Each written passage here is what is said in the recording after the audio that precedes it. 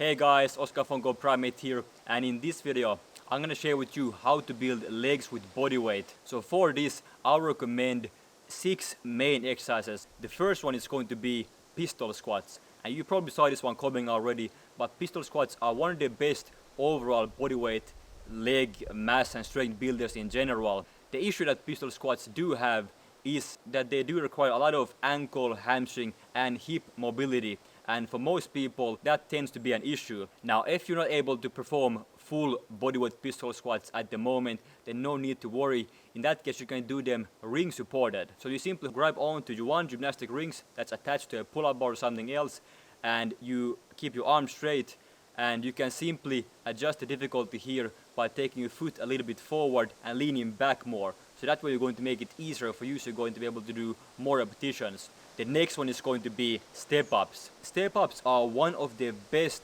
bodyweight glute mass builders, and the glutes are the strongest muscle found in the human body, so you definitely want to develop those if you're looking to build mass in your lower body.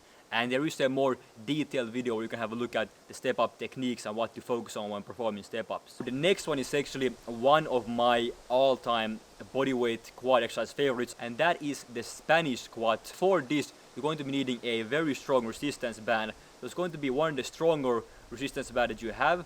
You're going to be wrapping it around something very sturdy, creating 2 loops and putting both feet into each loop, and then you're going to be leaning backwards so that your weight is going to be mainly on your heels, and you're going to be squatting down to around a 90-degree knee angle. These are super effective at simply pumping blood into those quads, and you will definitely feel a burn when doing these. And if you want to make this even more intense, then simply lean back even a little bit more, and on the way up really focus on driving those heels to the ground. So really focus on pressing those heels to the ground and focusing on pushing the band back with your knees. Do those things and you will definitely feel this burning in your quads. And one more bonus tip I throw in there to you regarding Spanish squats is that stay as upright as you can. If you manage to stay nice and upright, those quads have nowhere to escape, and they are taking the full load on them. So the next one is actually also one of my favorites. I feel like everything is my favorite now, but next one is super effective, and that is going to be cyclist squats. So for this you actually ideally do need a slant board, but if you don't have a slant board then no worries. You can in that case just use a really thick book that you haven't been too interested in and you want to put it to use in this way instead. Or if you don't want to use a book, you can use anything that's going to elevate your heels from the ground. This is once again a really effective way to pump up blood into those quads. And a few things I want to point out in this one is that you want to always keep moving on this exercise. You want to always have movement in it. And usually when I tell people who I train always moving, they start rushing it. They start to do it super fast. No, don't do it fast. You want to keep the pretty nice and even tempo, but you want to keep moving the whole time. So you want to have no pause at the top and no pause at the bottom. And you want to go just short of lockout. So don't lock your knees here. Avoid full lockout and no pause at the top and no pause at the bottom. But again, no need to go fast. Actually quite the opposite.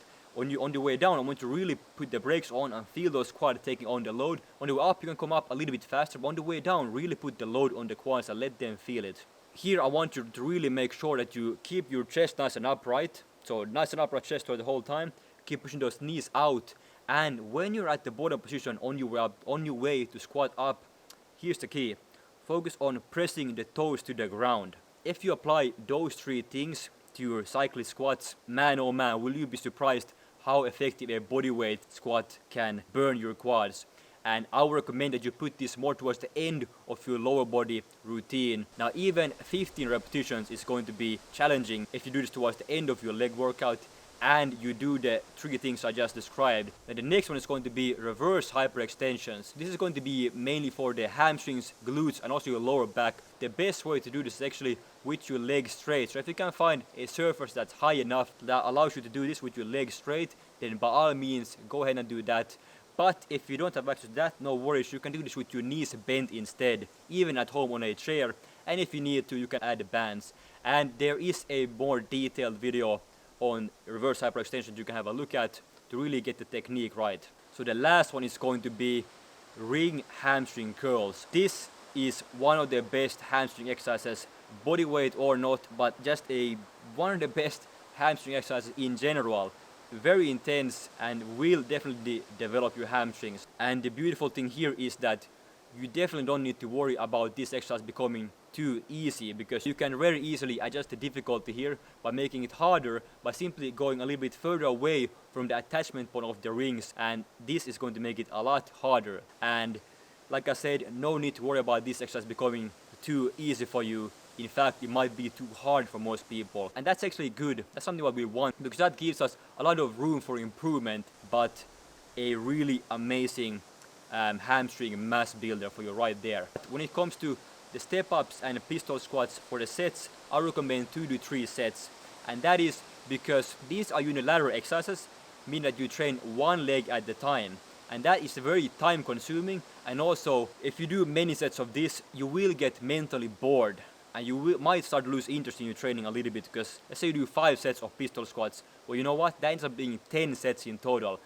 That is very time consuming. So for that reason, I recommend that you do around 2 to 3 sets of step ups and of pistol squats. You don't have to put them in the same workout, but just in general, because again, they are very time consuming. But if you only have a few exercises in your program, then of course you can go ahead and add more sets to those ones. But my recommendation is keep those sets to 2 to 3, just to keep the workout a little bit more time dense, and also so that you don't get super bored when doing it, to be honest.